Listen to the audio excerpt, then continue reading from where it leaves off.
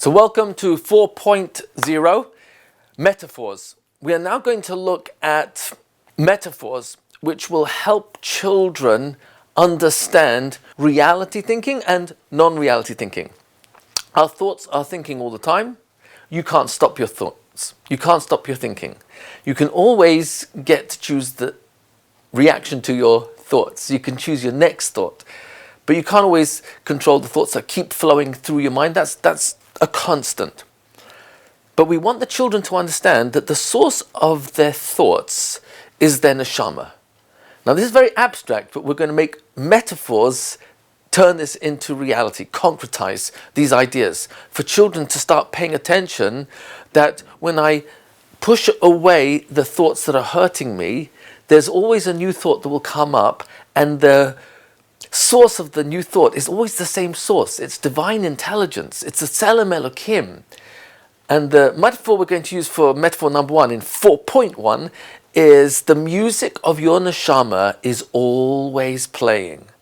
You can always hear it. Meaning there's an intelligence that Kadosh Baruch Hu created inside of us that when we stop listening to the noise or drown out the noise and then let the music inside, we will find a way out of our problem, our conflicts, our difficulties, for the simple reason that all the noise is being shut out. How do you do that? It sounds very abstract, but I'm going to give you now the first metaphor. Metaphor number 1 is play very quiet, soft music in the classroom. You could do that with an iPhone if that's appropriate in your classroom, and play very quiet, soft music. Place the iPhone on the table in front of the teacher if he has one, and then ask the children to draw either on a post-it or on a small piece of paper a thought bubble. The thought bubble can look like this, or just one big thought bubble, and they should just write one negative thought like anxiety. And another thought bubble might have fear. I've put a lot in one bubble over here, but I'm just giving you the example. Some children might write anger or resentment, or I'm dumb, or I'm feeling down, or I've got hatred, I'm feeling jealous, I'm overweight. If the kid's a little bit older, like in public school, then they might be talking about how they feel bullied by cyberbullying, or the texting that's going on, or they are angry that their mother never understands them and that they've got no friends. It doesn't matter. Whatever is real for the child, let them put a negative thought, and you can give them examples if they need a bit of help.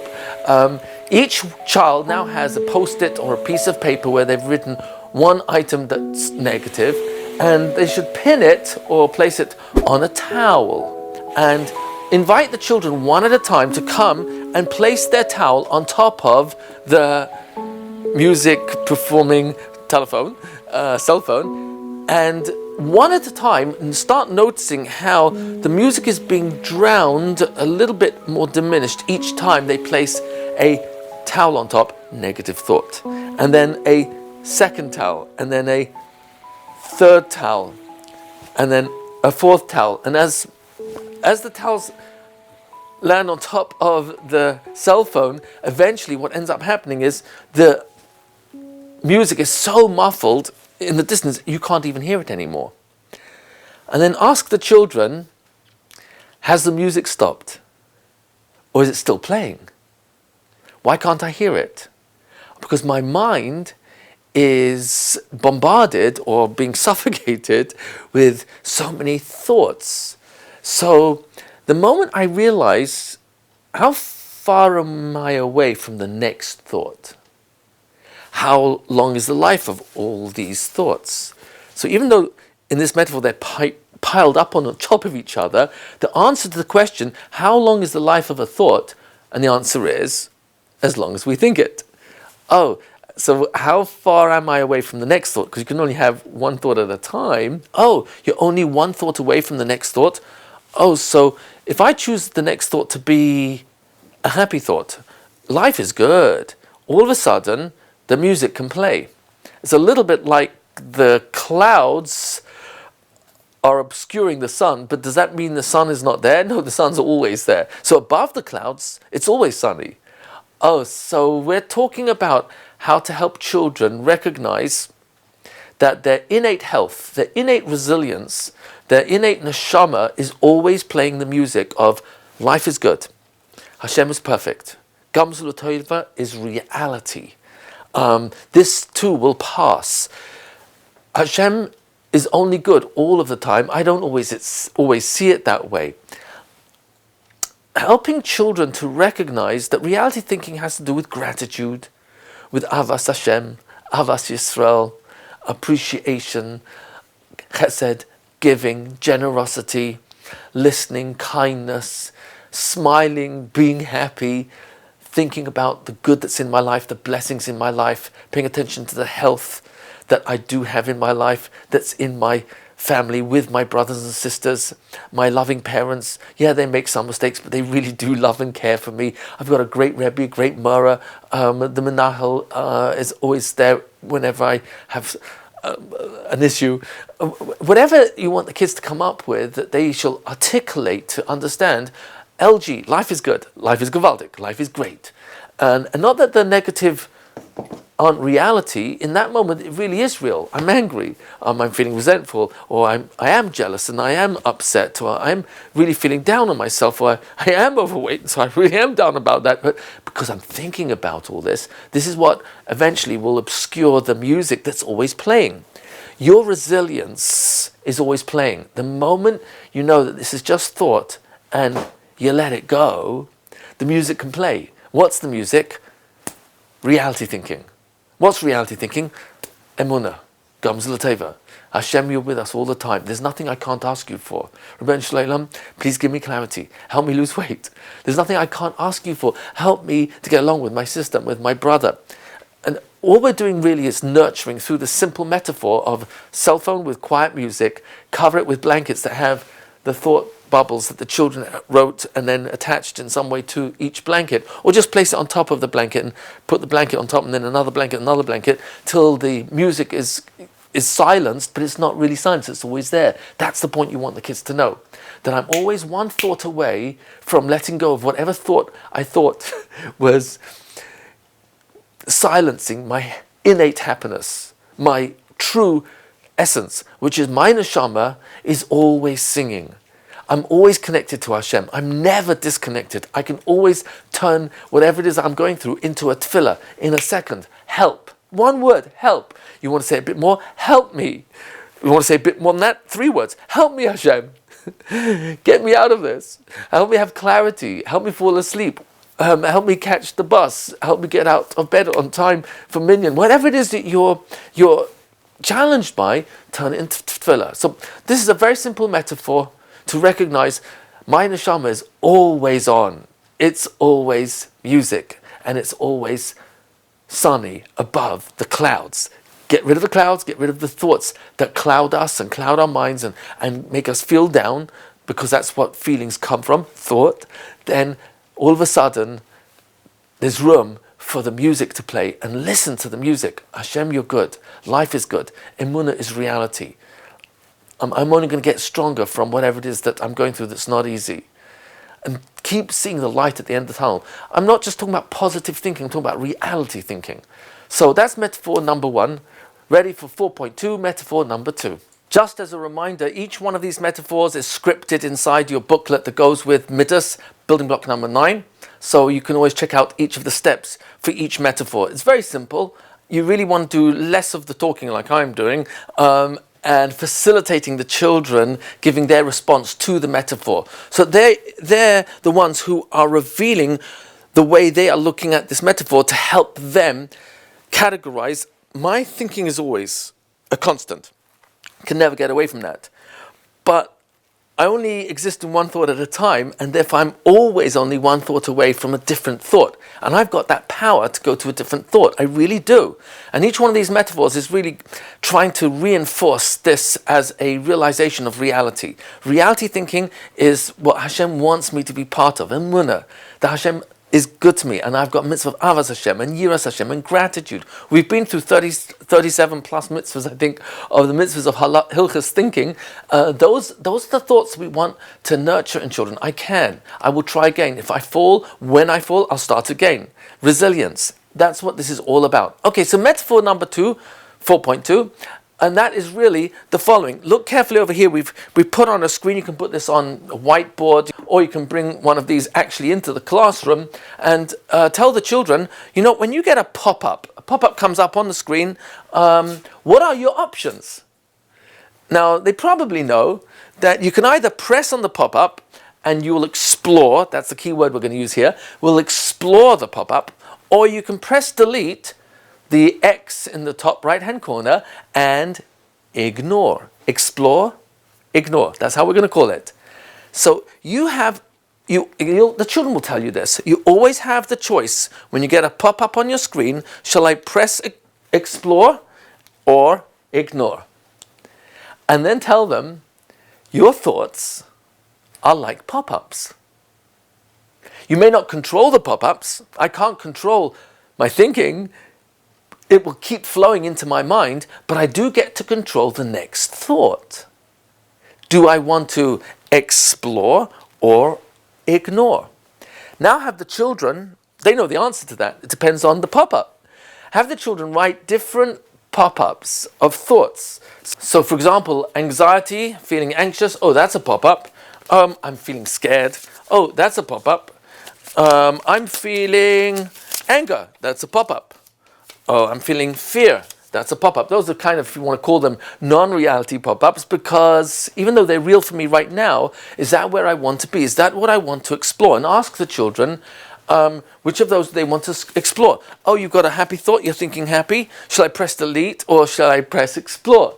And let the children start noticing, hey, I get to choose when the pop-up comes up. I can't choose the pop-up always, but I get to choose whether I press explore or delete, ignore. And this way, as the children start putting up other pop-ups like gratitude, happiness, appreciation, admiration, compliments, empathy, giving, kindness, thinking good thoughts about how blessed I am in this world, thank you, gratitude for my eyes, for my ears, for my nose, my ability to speak, my ability to eat, my ability to swallow, my ability to walk, to talk, use my hands.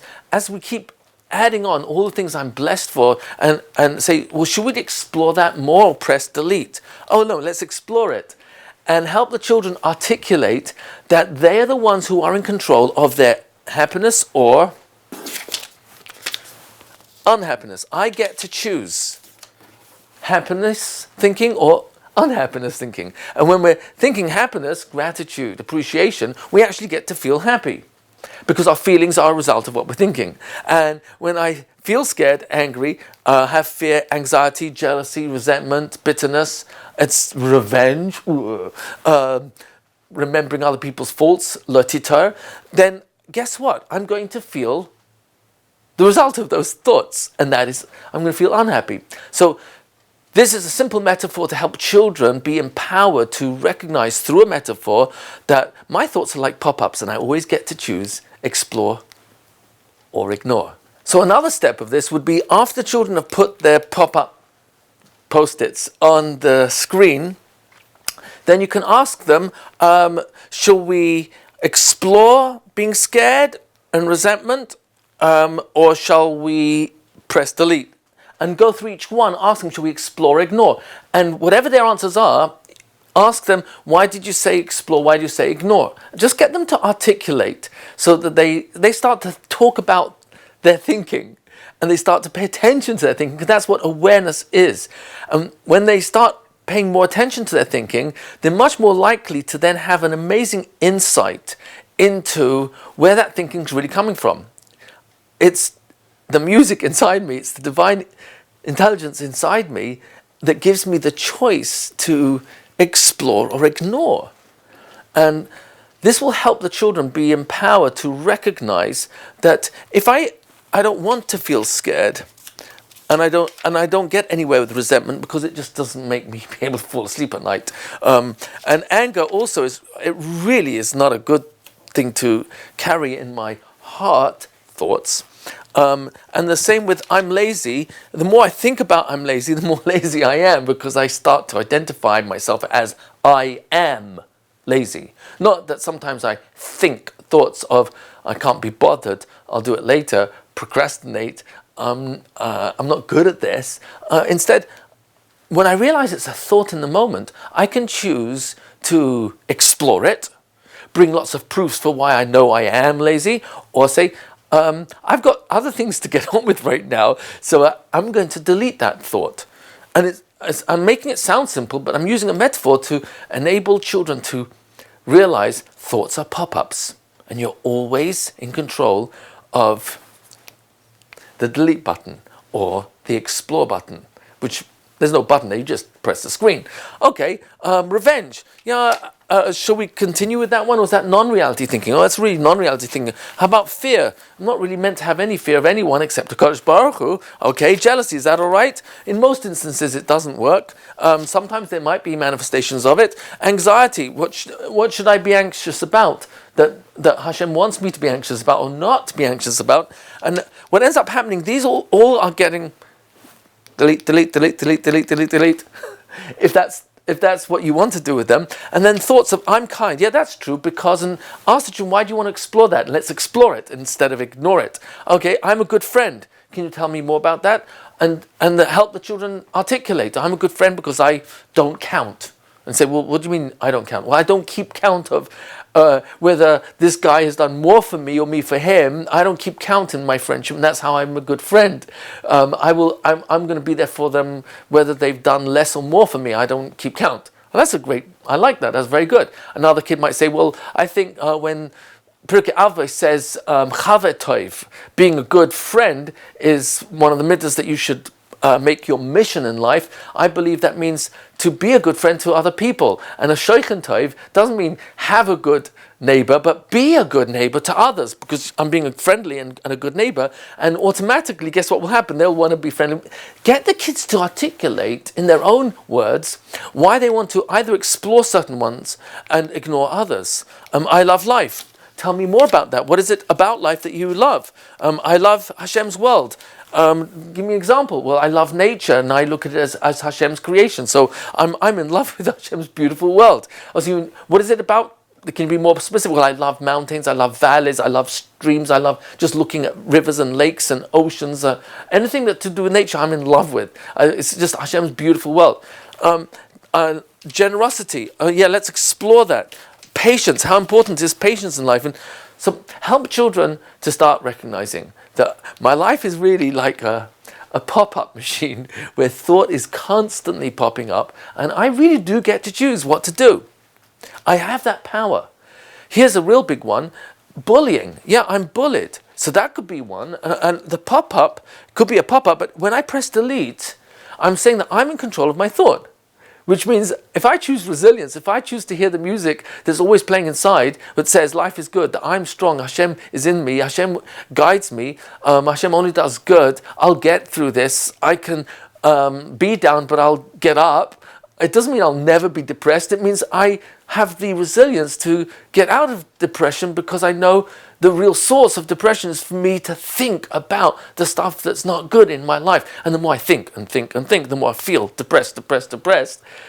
I'm making it sound simple because essentially we only live inside thought, and thought is popping up all the time. So I always get the choice to explore or ignore.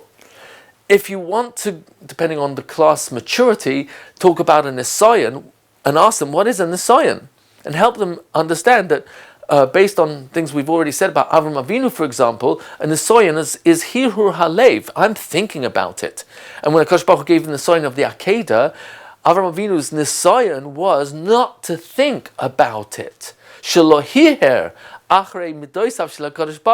He didn't second guess God. He said, okay, whatever you say.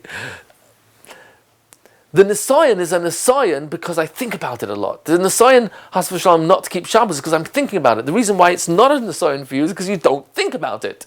You made a decision, you're keeping Shabbos. You eat kosher, it's not a nisayon for you. Lashon hara, that could be a nisayon because sometimes I'm invited to share what I know about another person, and I might freely say things that are not kind generous about their personality might be unkind, might be sharp, might be insulting, might be remembering things they've done or said that I'm upset about in my memory. And what ends up happening is that my nisayon is because I think about the things people have done. And if I press delete enough times and I become aware that that's what I'm doing consciously, then when the nisayon arrives to speak Lashon Hara or not, I'm more likely to press delete in my mind. So I'd rather not go there. I'm scared it might get into Lashon Hara. It doesn't make. I just don't want to go there. You don't even have to say I don't want to say. Maybe just say I just don't want to go there, because you know that's not where you want to go. You're not going to explore it. You're going to delete it. So help children to realize that an nisayon is what I'm thinking about. I'm not falling asleep at night because I keep going over and over what that person said and how broken I am about it, how I feel I've let them down, and how will they ever forgive me. I am my own enemy through my thoughts, and I'm my own redeemer through my thoughts. We only live one thought at a time. We're always in control of the next thought. Explore, delete. Okay, 4.3. Metaphor number 3. Your mind is like a beautiful garden. So in this metaphor, we're going to tell a story. The illustration suggests that your garden has lots of different beautiful trees, different shapes, and there's lots of petals. We're going to see what those are for soon. And here's the story. Mr. Poloni walks through his garden and he's admiring the many different flowers and their colors, the plants, the trees, the different fruits. He's so excited about the beauty of his garden. It's just so relaxing. It occurs to him that his mind is like a beautiful garden. And he starts noticing, in the same way that there are different shaped leaves and trees and fruits, plants growing in his garden, he has so many blessings in his life. His wife, his children, his health, his eyesight, his hands, his fingers. He starts counting blessings in his life. His children. He thinks about the school he went to and the good teachers he had and the friends he had and the friends he has now and family and extended family. And as he's walking through his beautiful garden in his mind, while he's strolling in his real garden, that's really the real garden, he notices there are some weeds growing. Can you see the weeds? There's some weeds growing. So here's the question you pose to the children. You make this simple illustration on the board and you ask the students in the class, what options does he have when he notices there are weeds in his garden? So he could uproot them, he could ignore them, or he could, let's see what option 3 is. He pulls out a watering can and starts watering the weeds. Huh? And the next day he goes strolling through his garden, and lo and behold, he notices that there are weeds that were there yesterday have grown a little higher, and not only that, there are more of them. And so what would you do if you noticed that these weeds are starting to take over your garden? So lo and behold, our friend Mr. Poloni takes out the watering can and waters them some more. Next day, comes back and he notices, OMG, these weeds are really, and they're really growing, and there's more of them, and they're growing higher, and they're starting to camouflage his flowers. In fact, the flowers are starting to be neglected. They're not getting as much water as the weeds are, and sure enough, the next day he waters them some more. Now, ask the students, what's absurd about this? What is ridiculous about this? What do you think doesn't make sense about this? I'm going to use black as well. It kind of helps denote what's wrong with this. Ruining his garden, and just get the kids to articulate, well, if this is a metaphor that my mind is a beautiful garden, it's always beautiful. It's always got beautiful music. Remember our first metaphor? So what is the metaphor about the watering the weeds? and help the children identify, well, if this is a beautiful garden and the flowers are the blessings, the weeds would be my negative thoughts, so to speak. They are also thoughts. Both are thoughts, good and not good. Yetzer tov, good thinking. Yetzer hara, not good thinking. Reality thinking, non-reality thinking. So what should I do with my non-reality thinking? Anger, jealousy, resentment, bitterness, disappointment, feeling down on myself, resentful towards other people, feeling jealous, or has v'shalom, revengeful. What should I do with those thoughts? Shall I water them so they grow more each hour of my daily life? Or should we uproot them? How do you uproot them? Well, in this particular case, by ignoring the negative thoughts, you can actually go on to the next thought more easily. In the metaphor, you can't just ignore the weeds because they'll take over the garden. But in your mind, by ignoring the thoughts, you go to the next thought. Remember the pop-up. Explore or ignore. Delete. So this is the basic metaphor, and ask the children to write on little post-its about this size the thoughts of the good things that are going on in their lives, things that they're happy for, happy memories, which are thoughts coming back into the now, and have them place it on inside the petals so that they start to see how beautiful their garden is. And you can give the children like 2 minutes to quickly write as many post-its as you can, cut them up to smaller size to fit onto your leaves and petals and trees, and let them cover their trees and petals with all these little post-its, and then ask them, so these weeds here are the negative thoughts. Let's put some negative thoughts down on the paper. Anger, resentment, jealousy. And what you're doing is you're helping again create an awareness of the different type of thinking I can have. Complaining, accusing, denying, excusing, feeling jealous, angry, etc. And start placing those thoughts along the weeds until there's so many of them they start to cover up your beautiful garden. And ask the children, what should I do? Remove the negative thoughts from my garden or water them? That's absurd. That's ridiculous. Everyone knows that's ridiculous. So then have the children answer the question, what's absurd about me repeating my thoughts about how much I don't like life, or the people in my life, or my class, or my friends, or recess? Oh, how are those thoughts helpful? One kid might say, well, it is helpful because it makes me do something about it. Said, oh, so that's a thought. So you're turning your negative thought into something that's going to work for you. So that's serving Hashem with both your thinking. B'chol levavchem, Hashem says, love me with b'chol levavchem, with both your thinking of good and not good. So that's actually very good. Excellent. What else would you say is absurd about repeating the negative thoughts and repeating the complaints? So help the children this way really start paying attention to the type of thinking that they are noita towards, and realize, hey, I can change my thinking by not watering the negative thoughts that keep popping up. So you can ask the children if any of them want to volunteer, 1 or 2 kids, to volunteer to keep a log for next week. You'll do 1 metaphor per week, and ask if any of them want to keep a log whereby next week they'll come back and share where during the week they noticed that because of this metaphor or any of the others with the pop-up on the screen of an iPad, iPhone or smartphone, or the previous one with the music playing and muffling it with towels of negative thoughts, etc., how much the children noticed during the week that they caught themselves in the middle of a type of thought that was serving them and they explored it, or not serving them and they deleted it. So that they are empowered to recognize, I can control my anger, because anger is thought in a moment. I can control the thought of jealousy, because Hashem says, Lo tachmod, lo tit'aveh.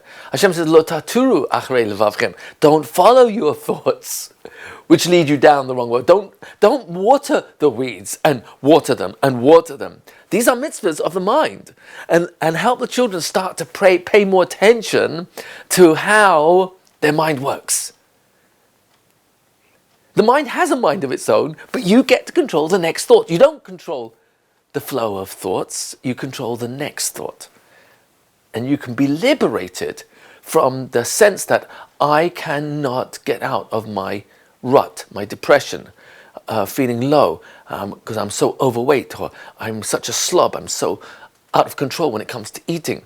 I have no friends, and mum doesn't understand me, dad has no time for me, and I hate my brother, husband, etc. And the more the children start realize, 1 second, even though I think it's my brother who's making me hate him, and my mother who's not understanding me, but these are thoughts that are going through my mind. And if they're not supporting me, because I notice myself getting pulled down by them, what should I do with the next thought? Water the weeds, or let my natural beauty of my mind, my beautiful mind, blossom? The kids know the answers. Let them explore it, let it become a point of discussion. Actually, while I was shooting this, the cameraman, Benny Marvin, came up with the additional insight that the metaphor is even more powerful, because when the weeds are overflowing your garden, they are creating more and more shade that stops the sunlight reaching your flowers, your trees, your plants. So in that sense, the negative thinking also stops the sunlight of the good that's in my life from shining through. And the more I water the weeds, negative thinking, the stronger those weeds seem to get, the more momentum they have, the more crowded is my mind with those weeds, that the sun, which is always shining, can't get through. But we're always one thought away from the sun shining, one thought away from dropping the thoughts so that the music can be played, one thought away from pressing delete and having a clean screen and explore what you want to explore, what you want to think. You are who you think you are, always, 100% of your life.